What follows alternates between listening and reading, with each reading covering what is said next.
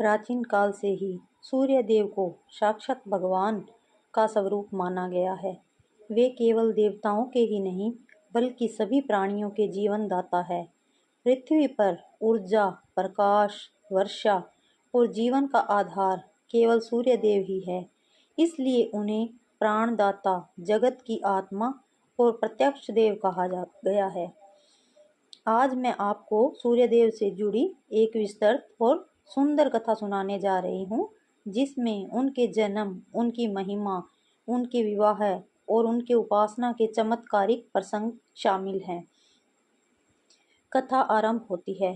प्रजापति कश्यप ऋषि की अनेक पत्नियां थी।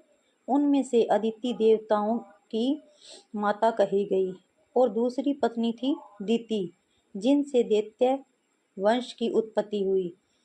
कश्यप ऋषि की एक और पत्नी थी, दक्ष प्रजापति की कन्या अदिति, जिनसे सूर्यदेव का जन्म हुआ।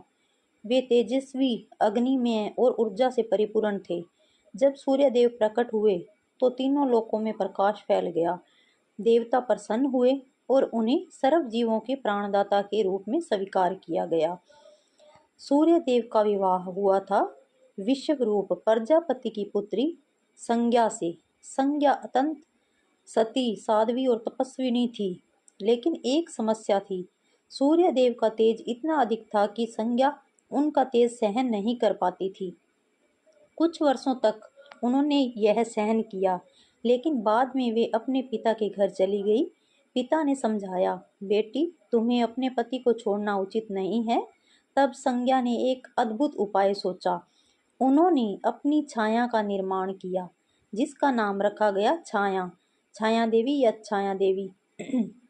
संज्ञा ने छाया को आदेश दिया कि तुम मेरे स्थान पर सूर्यदेव की सेवा करो, और समय संज्ञा तप करने के लिए जंगल में चली गई। सूर्यदेव ने छाया को ही संज्ञा मानकर उनके साथ जीवन बिताना प्रारंभ किया। छाया से 3 संतानें हुई। शनिदेव न्याय और कर्म के देवता, ताप्ती नदी जो आज भी भारत की पवित्र नदियों में गिनी जाती है, श्रवण मनु जो एक मनवंतर के स्वामी बने। लेकिन छाया संज्ञा की विपरीत थी। वे थोड़ी कठोर और क्रोधी थी। विशेषकर शनिदेव पर उनका गहरा प्रभाव पड़ा। उधर असली संज्ञा हिमालय पर्वत पर तप करने लगी। उन्होंने घोड़ी का रूप धारण कर लिया और घोर तपस्या में लीन हो गई। सूर्यदेव को संदेह हुआ कि उनकी पत्नी बदल गई है। उन्होंने तब से जाना कि असली संज्ञा कहाँ है। वे तुरंत वहां पहुंचे। सूर्यदेव ने घोड़े का रूप धारण किया और संज्ञा के पास गए। घोड़ों के रूप में ही उनके संयोग से अश्वनी कुमार नामक जुड़वां देवताओं का जन्म हुआ, जो देवताओं के वेद कहलाए। सूर्यदेव का तेज असहनीय था, इस कारण संज्ञा उनसे दूर चली गई थी। तब सूर्यदेव ने समय तपस्या की। भगवान शिव और विष्णु की कृपा से उन्होंने अपना तेज कम किया और कोमल स्वरूप धारण किया।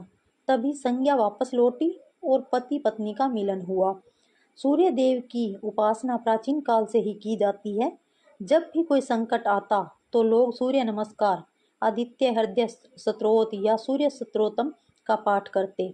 रामायण में प्रसंग आता है कि जब श्री राम रावण से युद्ध में थक गए, तब अगस्त्य ऋषि ने उन्हें आदित्य हृदय स्तोत्र का उपदेश दिया। श्री राम ने सूर्यदेव की स्तुति की और उन्हें अपार शक्ति मिली। उसी शक्ति से उन्होंने रावण का वध किया। एक समय एक बूढ़ी औरत जंगल में लकड़ी काटकर बेच कर अपना जीवन यापन करती थी। एक दिन वह बहुत बीमार पड़ गई और लकड़ी बेचने नहीं जा पाई। उसने हाथ जोड़कर सूर्यदेव से प्रार्थना की, हे प्रभु, आपके बिना तो यह संसार अंधकारमय है। मेरे जीवन में भी अंधकार छा गया है, कृपया कीजिए। सूर्यदेव उसकी भक्ति से प्रसन्न हुए।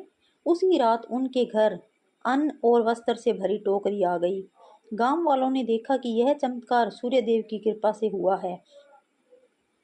यह कथा हमें यह सिखाती है कि सूर्यदेव केवल प्रकाश ही नहीं बल्कि धर्म और न्याय के प्रतीक भी हैं।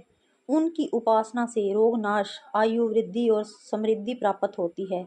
संज्ञा और छाया की कथा हमें यह सिखाती है कि तप, धैर्य और भक्ति से किसी भी कठिनाई को दूर किया जा सकता है।